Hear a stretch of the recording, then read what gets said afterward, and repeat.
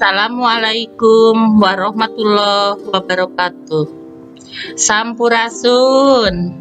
Dina danget ieu, Ibu bade ngadugikeun kisi-kisi penilaian akhir tahun 2020-2021. Kanggo pengajaran Bahasa Sunda kelas 10 semester 2 SMA Negeri 3 Banjar.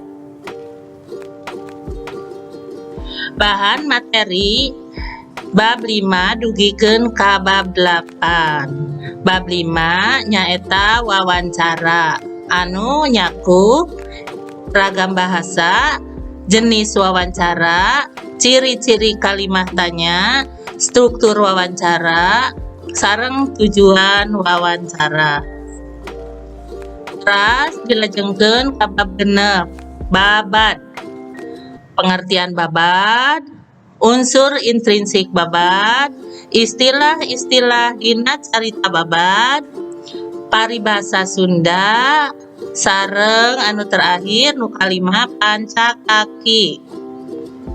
Teras dilajengkeun kana bab 7 aksara Sunda. Anu nyakup hiji narjamahkeun aksara Sunda kana aksara Latin, anu kadua narjamahkeun tina aksara Latin kana aksara Sunda, anu katilu tarangken aksara Sunda, nu kaopat huruf vokal aksara Sunda. Sareng materi anu terakhir nyaeta bab sajak.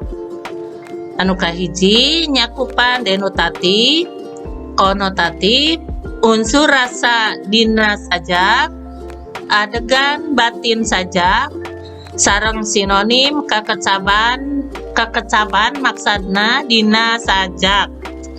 Mung sakitu materi anu bade dijantenkeun PAT.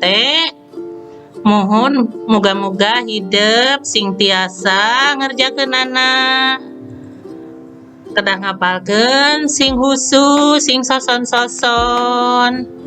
Nah, mudah-mudahan sing lancar sadayana sareng sehat. Amin ya Allah ya rabbal alamin. Atur nuhun. Billahi taufik wal hidayah. Wassalamualaikum warahmatullahi wabarakatuh.